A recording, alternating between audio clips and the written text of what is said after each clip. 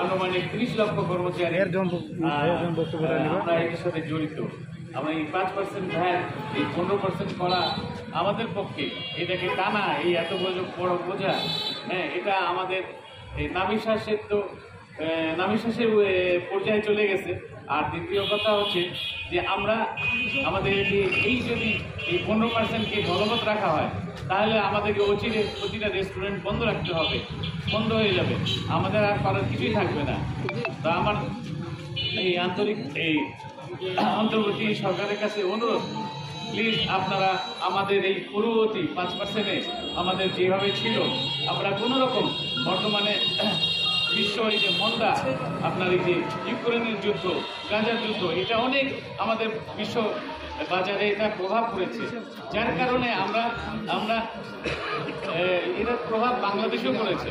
তো সেই ক্ষেত্রে এই 15% এটা আমাদের জন্য একটা বিরাট বোঝা, এটা আমাদের পক্ষে সহ্য করা সম্ভব না। তাই আমার বিনীত অনুরোধ, আপনারা আমাদের এই অনুরোধটুকু রাখেন, আমাদের এই কষ্টটাকে বোঝার চেষ্টা করেন। ধন্যবাদ। তার জন্য অভিনন্দন। আজকে আমরা এখানে সমবেত হয়েছি, আপনারা সবাই ইতিমধ্যেই জেনে গেছেন যে আমাদের রেস্তোরাঁ সেক্টরে 5% ভ্যাটের পরিবর্তে 15% ভ্যাট আরোপ করা হয়েছে। আজকের এই প্রোগ্রামটি বাংলাদেশ রেস্তোরাঁ মালিক সমিতির কেন্দ্রীয় কমিটির নির্দেশনায় আমরা দিনাজপুর জেলা শাখা আমরা এই অনুষ্ঠানের আয়োজন করেছি, এই মানববন্ধনের আয়োজন করেছি। আমাদের রাষ্ট্রযন্ত্রের কাছে অত্যন্ত বিনীতভাবে, অত্যন্ত বিনয়ের সাথে আমাদের অনুরোধ, এই সেক্টরটাকে ধ্বংস করে দেবেন না। প্রায় 4,56,000 রেস্তোরাঁ এবং 35 লক্ষ কর্মচারী পরোক্ষভাবে এই শিল্পের সাথে সম্পৃক্ত। 15% ভ্যাট আরোপ করে এই শিল্প ঘাটের পারে এসে দাঁড়িয়েছে।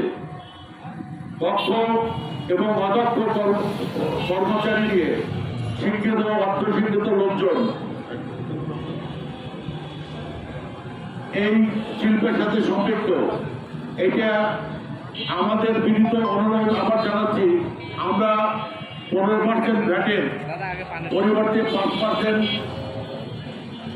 পুনর্নির্ধারণ না করা হলে এই শিল্প ধ্বংস হয়ে যাবে। এটার বিষয় বিবেচনা করার জন্য আমরা আজকে এখানে সমবেত হয়েছি। এটি আমাদের কেন্দ্রীয় কমিটির নির্দেশনা অনুসারে সারা বাংলাদেশে প্রত্যেকটা জেলার ন্যায় দিনাজপুর জেলা শাখাও আজকে এই কর্মসূচি করছে। আমি আমার বক্তব্য দীর্ঘায়িত করব না। আমরা আবার বাংলাদেশ রেস্তোরাঁ মালিক সমিতির দিনাজপুর জেলা শাখার পক্ষ থেকে উপস্থিত সকলকে আবার অভিনন্দন ও শুভেচ্ছা জানিয়ে